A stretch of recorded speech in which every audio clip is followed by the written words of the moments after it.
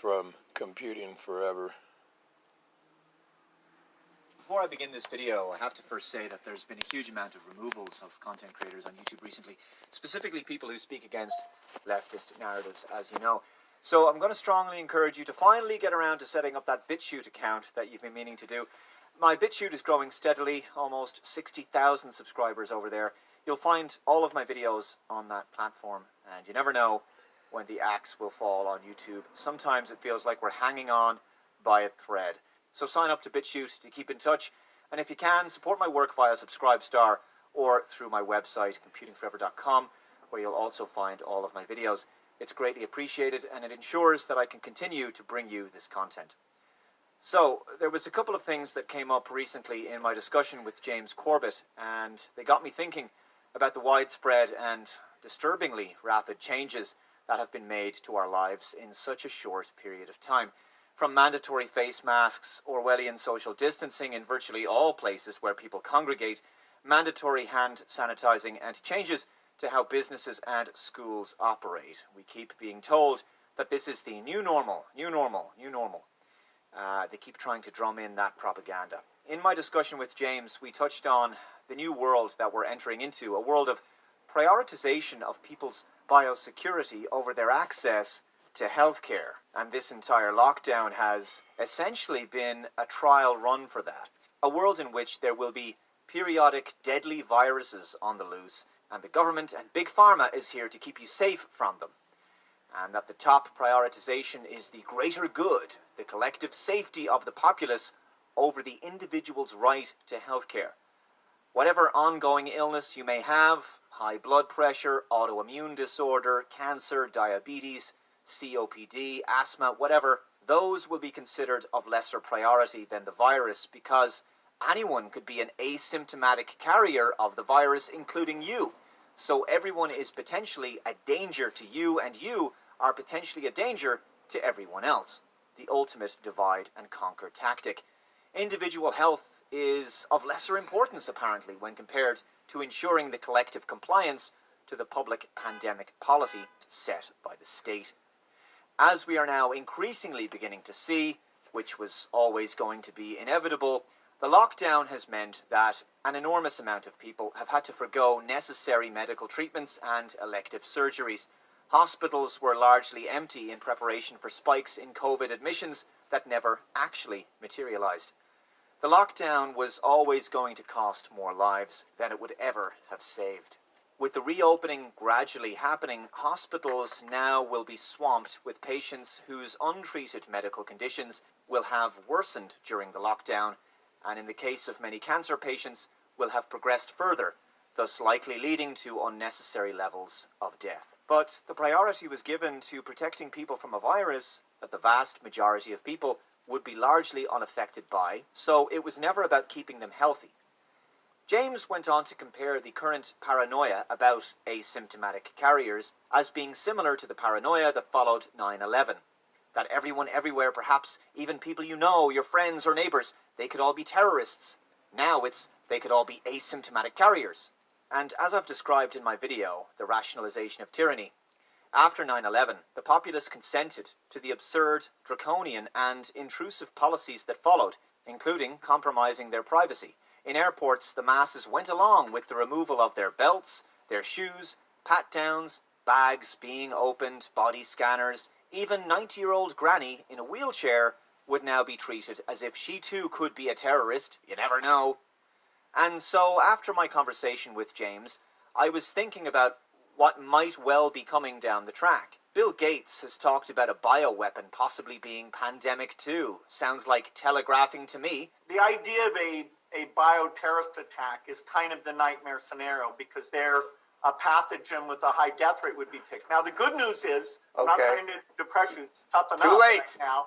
Too late. Most of the work we're going to do to be ready for pandemic 2, I call this pandemic 1, most of the work we'll do to be ready for that are also the things we need to do to minimize the threat of bioterrorism. Apparently Bill Gates can just predict the future. Well, we know that there's a contrived narrative being spun to create a new Cold War between the West and the likes of Iran, China, Russia, North Korea, etc. But of course, this is only ever done to create a bogeyman, so as to cow the populace into fear and compliance.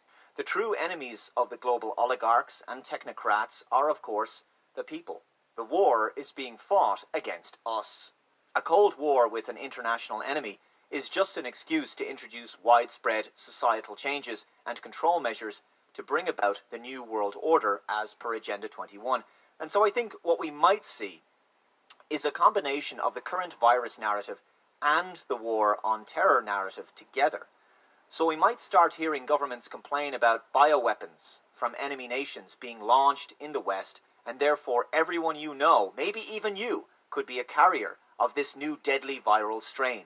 So therefore the anti-terrorism powers currently on the books could be expanded to force the populace to comply with mandatory testing and vaccination in the interests of not only fighting a virus, but also fighting bioterrorism.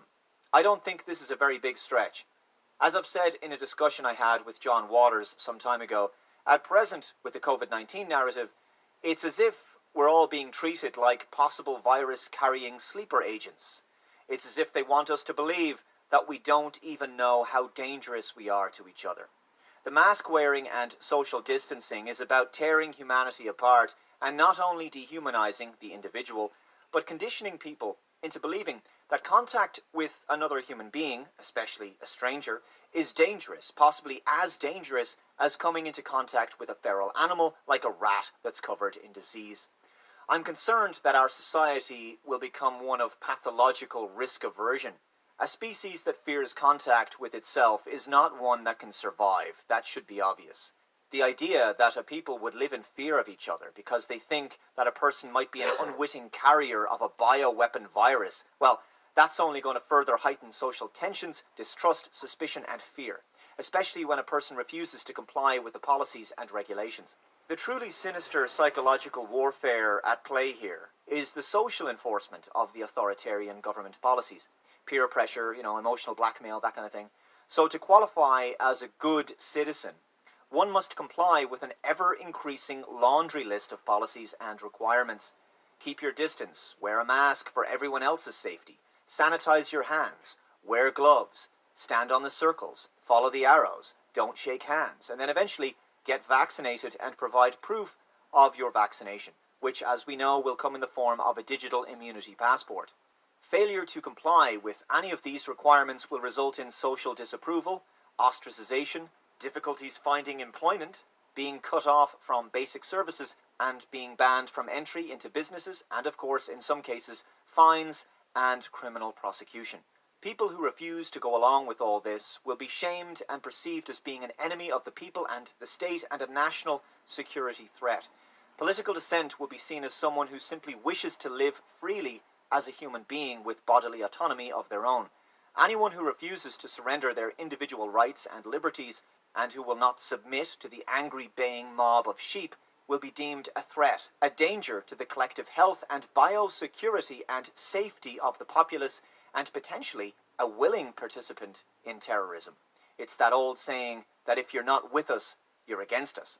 The zero-tolerance policy of school now being applied to the wider world, and it also just so happens that a generation of young people raised in the zero-tolerance policy era and who already can't start a family of their own or own their own home, who are basically dependent on the government for most everything, they will find it relatively easy to adapt to this future. No longer will you be able to enjoy a life where you're free to make spontaneous decisions about what you're going to do during your day. If you want to go to the pub some evening to meet a friend or something, sorry, you can't do that. You have to book the pub in advance. Likewise, if you come home from work and you're sitting on the couch watching TV some evening and you decide on the spur of the moment, screw it, I think I'll go to the gym. Sorry, you should have booked the gym in advance. Gyms are increasingly requiring people to book them the night before to confirm availability because of the limited capacity they're allowed to cater for under the new social distancing rules. So this is a world of constantly asking for permission to do things that you never had to ask permission for in the past. And also everything you do and everywhere you go is registered and recorded. And you're constantly having to follow instructions once you receive permission to do these things. The plan under communism is to basically make everyone an employee of the government under universal basic income. So that's why every social setting, from the pub to the restaurant and even the park, feels like you're in a corporate environment where you're being controlled and where your interactions are being micromanaged. This article is from the Daily Mail. How the vastly different new normal will look when the UK reopens on July 4th. From pubs without bar service to hairdressers without chit-chat and cinemas with antiviral fogging machines. PM announced key sectors including tourism and hospitality can reopen next week for first time since March. Indoor venues including cinemas, museums and art galleries are allowed to reopen in England from July 4th. But they will be forced to follow social distancing guidelines, meaning a very different experience for Britons. A brave new world indeed. 2 households will also be able to gather indoors, meaning families will be able to reunite for the first time in months, though social distancing rules are still in place. Think about that for a second. The government thinks that it can determine and regulate what you do behind closed doors, in the privacy of your own home, how many people can gather in your home, how people in a private residence behave when around each other. No hugs for Granny yet, as families are given the green light to meet indoors, but must stay socially distant. Unbelievable. 2 households will be able to meet up in indoor settings from July 4th. They can even stay overnight in each other's homes or meet in restaurants. Oh, how nice that the government is now granting permission for people to stay overnight in each other's homes. Because the government now is mummy and daddy, I guess. Yes, you have to ask the government when you can have a sleepover with your friends and family. Social distancing must still be observed, with plans for expanded bubbles where people can mix freely seemingly shelved. Just unbelievable that people have gone along with this. The scariest thing of all is not this agenda, actually. The scariest thing is the acquiescence of the public. That's more shocking than anything. People look at this and they actually think that this is reasonable. Grandparents face a potentially agonizing reunion with grandchildren that allow them to meet indoors but bans hugs. Yes, because the people behind this are ultimately anti-human psychopaths. From July 4th, 2 households of any size will be allowed to meet indoors for the first time in months, under changes announced today. But social distancing, either remaining 2 meters apart or 1 meter plus, with protection like masks, will have to remain in place. Do you remember when it was just stay indoors till we flatten the curve? Now it's the government will control every aspect of your life and your free will is completely gone. We're at a point where the government can determine how many people are allowed to get together in a room, privately. Here's some of the images depicting how businesses will look in this disturbing future. Pubs and hair salons implementing the most insane social engineering policies, grooming people for a world of basically obeying rules that don't make any sense and often change week to week anyway.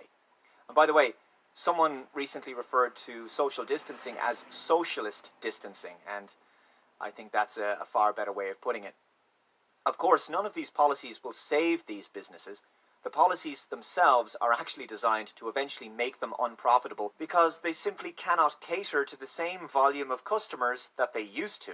Therefore, this means that when they do go out of business, the property they're in, well, it's going to be worth a lot less. Property prices on the high street will plummet, and this means that global corporations can buy up these properties in cities on the cheap and fulfill the Agenda 21 plan of turning them into high-capacity dwellings, the pod life in the cities. Only large corporations will survive, and most of them will do their business online.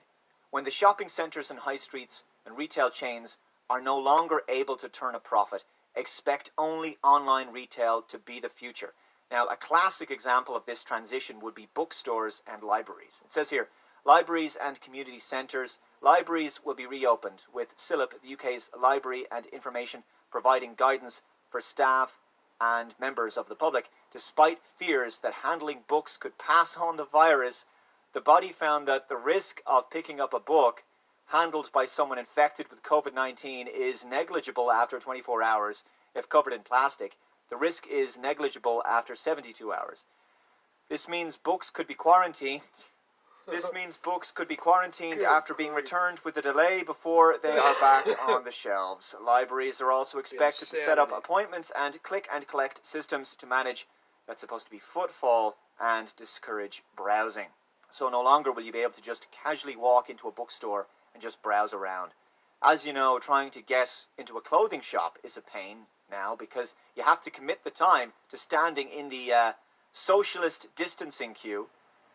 But in the case of bookstores and libraries, this idea that books carry COVID and need to be quarantined for 24 and 72 hours after they've been handled is yet more insanity. A book apparently carries the COVID after you pick it up, but you can go to the grocery store, pick up like a carton of milk or a can of peas, and then decide that you don't want to buy them and put them back down on the shelf. The grocery store items apparently don't need to be quarantined. How odd. Well, there might be a reason why books are such a COVID risk, because who do you think wins when brick-and-mortar bookstores and libraries go out of business? The likes of online retailers like Amazon, right? They gain from this. Closing real-world shops forces customers online so that massive corporations can enjoy complete monopolies in their market. Also, it means that the public get used to spending more time online and get used to digital transactions more and more, and cash eventually disappears. Cashless society means no freedom. To the delight of many Britons, mass gatherings for prayers will be allowed from July 4th, though distance will have to be maintained. This means churches have basically adopted the secular position and will do what they're told by the government. It seems that God is secondary in the church at this point. And couples across the country will rejoice to know that weddings as well as baptisms will be allowed again, though guests will be limited to 30, not COVID. which may cause altogether different issues.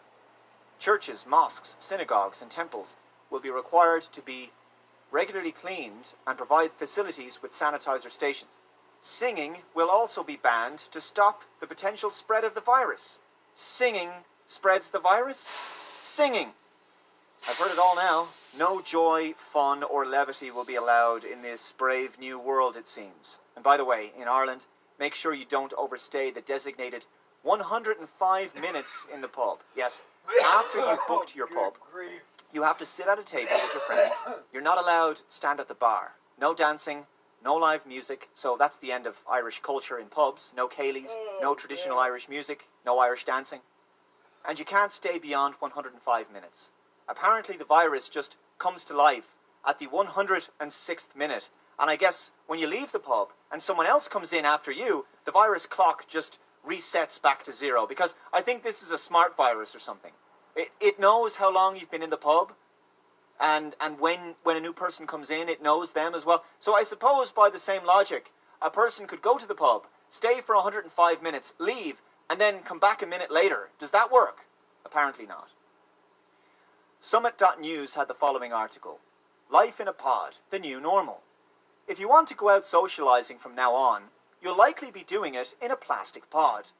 This isn't some weird dystopia. It's the new normal in 2020. Transparent corrals for beachgoers, dining pods. This is unreal. Dining pods. Look at this. Clear boxes for students. Ridiculous. The demand for plexiglass protective shields has never been higher, announced the Wall Street Journal this week. Yeah, I'm sure this will make conversing with someone easier, speaking loudly at them through an oppressive plexiglass screen, or you won't be heard. There goes the atmosphere and enjoyment of a nice evening in a restaurant, because now fear and paranoia is expected to be an ever-present part of people's lives forever, it seems. This is the prison world that they're constructing. Do as you're told, obey the rules, wear a mask, dine in a pod, endlessly sanitize your hands, take your vaccine, don't ask questions, and just get excited for next instructions. As I've said many times, this is all designed to make the prospect of being outside in public with other people an unpleasant experience, because now all human interactions are needlessly complicated and just generally a minefield of potential dangers and onerous regulations. People will live in paranoid fear of each other and thus decide that human contact in public settings is less desirable than socializing online at home alone on Zoom or Skype or whatever. The purpose of social distancing is to demoralize and dehumanize people and divide the populace and destroy cohesion and social trust. keeping people further atomized and alone. Lonely and scared people are easy to control. The devastating thing is how children, who aren't even affected by COVID, are being treated during this. The changes to schools are, in my opinion, completely immoral and genuinely harrowing. Children separated from each other at lunch breaks. This is just devastating to look at.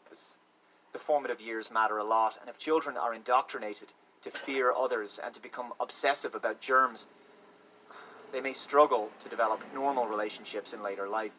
Fear each other, trust the government. Fear each other, trust the government, right? That's the thinking behind all of this. And the BBC covered the changes made to schools in the UK. It has been hard to not hug each other. In the breaks, they can only play a few kids together. How many times do you wash your hands a day now? 5 to 6.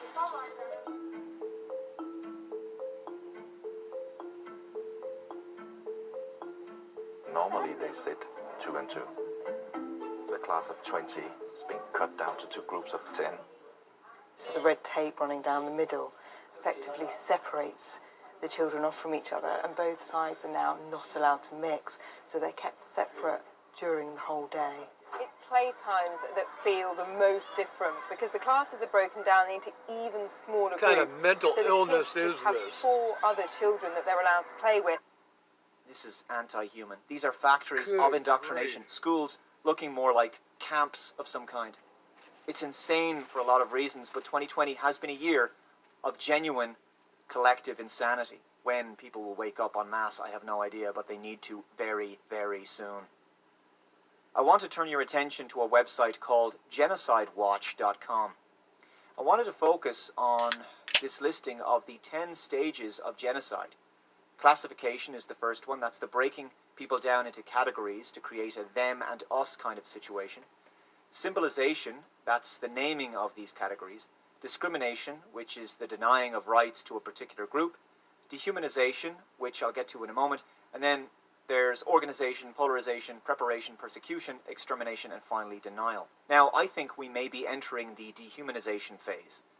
The mask already dehumanizes people, but so too does all the new social distancing rules that we're following. They run counter to our very nature and rob us of a life of meaning, love, joy, connection, and hope. Sadly, the magic propaganda spell that's been cast on most of the population has been alarmingly successful. The dehumanizing process has multiple levels, especially when paired with the classification stage.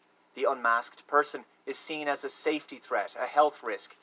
Dehumanizing and unflattering language will be used to describe them. People who refuse the vaccination will be described as being anti-science. Who would ever be against being vaccinated against a deadly virus that all the experts say is as bad as the Spanish flu? That's insane. And so therefore, those people can't be taken seriously. There's something wrong with them. They're a danger to themselves and others. This is how the Soviet Union looked upon political dissenters. These people are not well. They're mentally unstable. They cannot make sensible decisions for themselves, and their decisions could hurt other people, which is why they should be avoided and shamed for placing our communities in jeopardy with their selfish stupidity. That will be the kind of logic, and I'm already seeing that kind of thing. That kind of argument is being made online. I'm seeing it on social media. In the future, the vaccinated person wearing the mask will think of themselves clean, healthy, and safe, and they may see the unmasked and unvaccinated person as the other, as a potential hazard and someone who is unclean, unhealthy, and riddled with disease. This will further fragment society, because the right and good thing to do, to be a good citizen, is to obey what the government says, to wear the mask, and of course to take the vaccine. In Scotland, it's already been said that face masks are to be mandatory in shops from next week. The scariest 12 words in the English language. We are here from the government, and we are here to help. So that will be in Ireland before too long as well, I'm sure. So that means you can't buy food in the shop unless you have a mask. It's not difficult to see this one day becoming, you can't buy food in the shop unless you're vaccinated. Jacinda Ardern, the New Zealand Prime Minister, has recently said the following.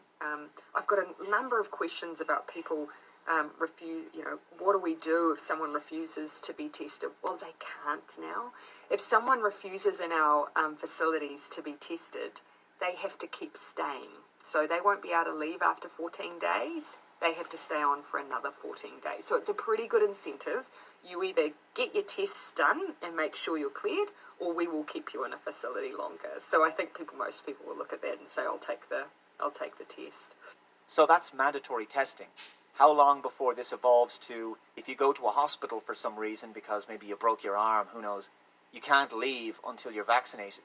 This is where I see something like this going. My body, my choice only seems to apply to killing unborn babies in the womb. Right. Finally, there's that video of Bill and Melinda Gates. Taiwan, New Zealand, Australia, they took their experience and actually prepared, and so they moved a lot faster. So we, we'll have to prepare for the next one. That, I'd say is Look at the creepy smirk on will his get attention Bolter this face. time.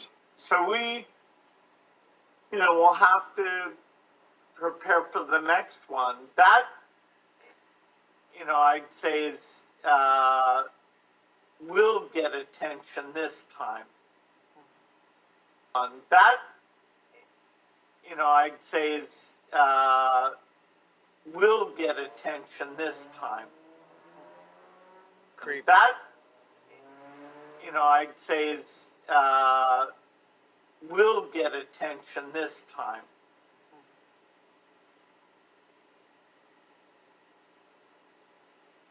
Creepy, creepy, creepy. Will get attention this time. What? Why isn't this front page news? And he says, we have to prepare for the next one. The next one. The next pandemic, basically. The two of them smile as he says, we'll get attention this time. It sounds like a supervillain saying, I'll get you next time. This is unbelievable.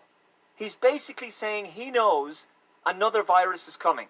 And he's sinisterly suggesting that it's going to be worse than COVID. And the two of them are just sitting there, anticipating it with great enthusiasm. Could it be the bioweapon that he referred to previously? This guy doesn't have magical powers to see into the future. So there's obviously a plan here, and he knows it.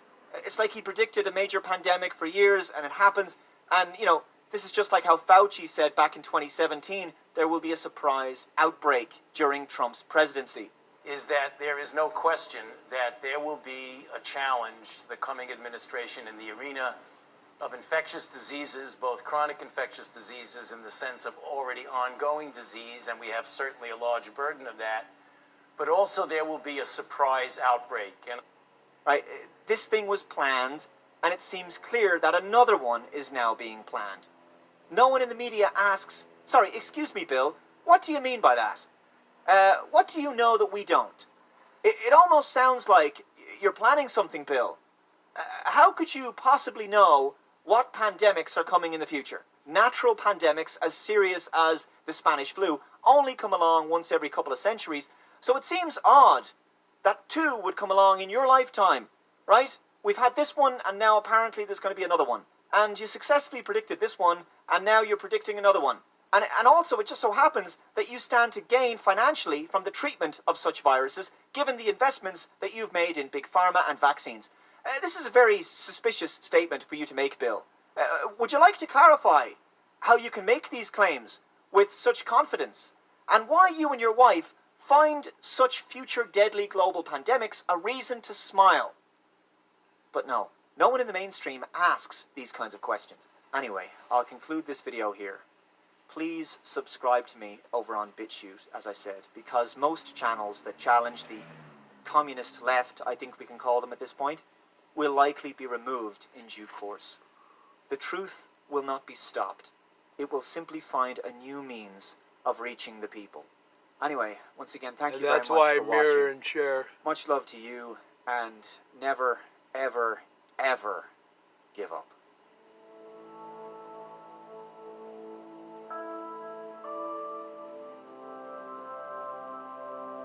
I'll let it play all the way out.